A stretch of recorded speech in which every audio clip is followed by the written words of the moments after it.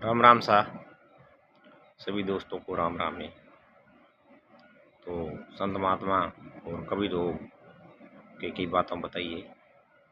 तो अपोर के हाथ प्रकार का कुत्ता होया करे। ये कुत्ता है जो अलग है इन पर बारू में न करे मोए जो को कुत्ते लक्षण बताया बे हाथ प्रकार कड़ा बताया। तो पहलो कुत्तो कुत्तो राखे घर में कुत्ते नहीं भी नहीं रखना चाहिए। कुत्तो घरों बाहर होना चाहिए। कबीर साहब जी केवड़ो है कि कबीर कुत्ता न पालिए दोनों बातों रा दुख धायो तो पिंडी काटे बुस्कारियों साटे मुख।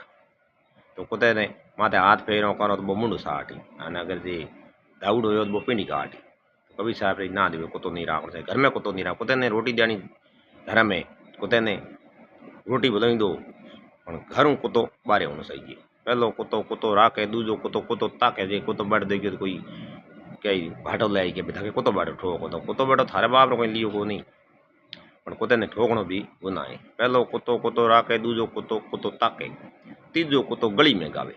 गली में बैठ बैठ भजन गावे।